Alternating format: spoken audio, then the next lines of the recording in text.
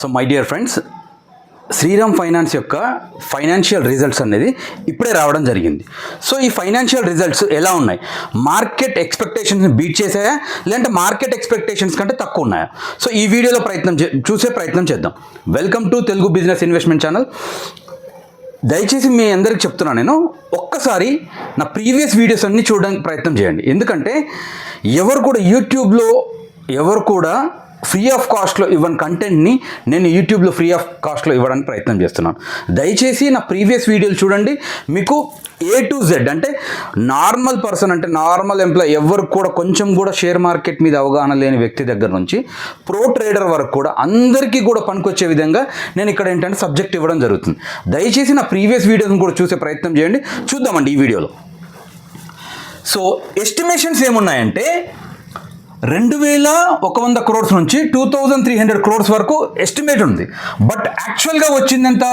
3013. అంటే net profit వచ్చేసి 3013 crores వచ్చింది. అంటే ఓవరాల్గా 40.86, అంటే ఆల్మోస్ట్ 41% జంప్.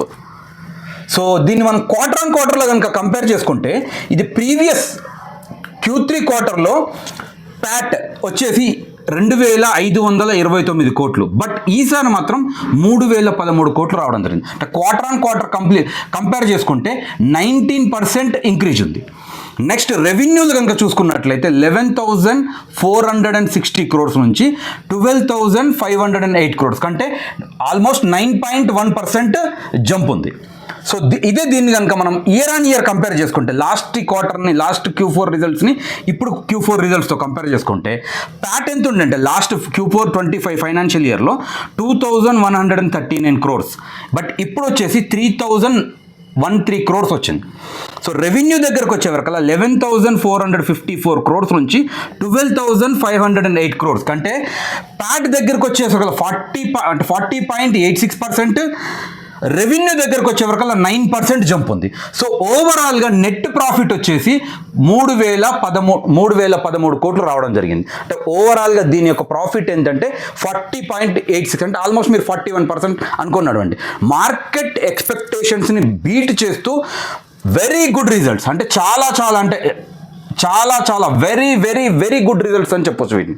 సో మీరు కనుక ఈ షేర్లో కనుక ఇన్వెస్ట్ చేసి ఉంటే, సో చూడండి ఒకసారి మండే రోజు ఈ మార్కెట్ యొక్క పరిస్థితి ఎలా ఉంటుంది అనేది నిఫ్టీ మీద. అండ్ ఇంకోటి more over evening 7 PM call ఉంది, అంటే కాన్ఫరెన్స్ కాల్లో నెక్స్ట్ వాట్ ఈజ్ వాట్ అని చెప్పేసి కాన్ఫరెన్స్ కాల్ ఉంటుంది. సో దాంట్లో 7 PM వాళ్ళు ఇచ్చే కన్క్లూజన్ బట్టి రేపు మీన్స్ మండే రోజు ఈ షేర్ యొక్క ప్రైస్ అనేది పెరుగుతుందా తగ్గుతుందా అనేది డిసైడ్ జరుగుతుంది. ఇంకో విషయం ఏంటంటే నిఫ్టీ యొక్క పెర్ఫార్మెన్స్ కూడా ఆధారపడి ఉంటుంది. ఎందుకంటే గ్లోబల్ జియోపొలిటికల్ ఇష్యూస్ ఉన్నాయి. సో అక్కడ ట్రంప్కి అండ్ ఇరాన్కి, అంటే అమెరికాకి ఇరాన్కి మధ్యన జరిగే వారు, అక్కడ ఆల్రెడీ అక్కడ స్ట్రైట్ ఆఫ్ హార్మోజ్ను మూసివేయడం జరిగింది. సో దానివల్ల ఏంటంటే క్రూడ్ ఆయిల్ ప్రైస్ కూడా చాలా ఇంక్రీజ్ అవుతుంది. సో ఇది ఇంపాక్ట్ చేస్తూ ఈరోజు మార్కెట్ పడిపోవడానికి మెయిన్ రీజన్ ఏంటంటే, క్రూడ్ ఆయిల్ నిన్న ఆల్మోస్ట్ 5% పెరగడం వలన ఈరోజు మార్కెట్ అనేది పడిపోవడం జరిగింది. సో రేపు సాటర్డే సండే, అంటే ఈ 2 డేస్లో జరిగే జియోపొలిటికల్ ఇష్యూస్ మీద డిపెండ్ అయ్యి ఈ షేర్ రేపు మార్కెట్లో పెరుగుతుందా తగ్గుతుందా అనే విషయం చెప్తుంది. బట్ ఓవరాల్గా చూసుకుంటేనైతే ఈ షేర్లో వచ్చిన రిజల్ట్స్ మాత్రం చాలా ఫ్యాబులస్గా వచ్చాయని చెప్పుకోవచ్చు. అంటే మార్కెట్ ఎక్స్పెక్టేషన్స్ మించి 40.86, almost 41%, not a joke, it's a very very good results. So ఈ షేర్ని మీరు ఫోకస్లో ఉంచుకోవచ్చు. Thank you very much.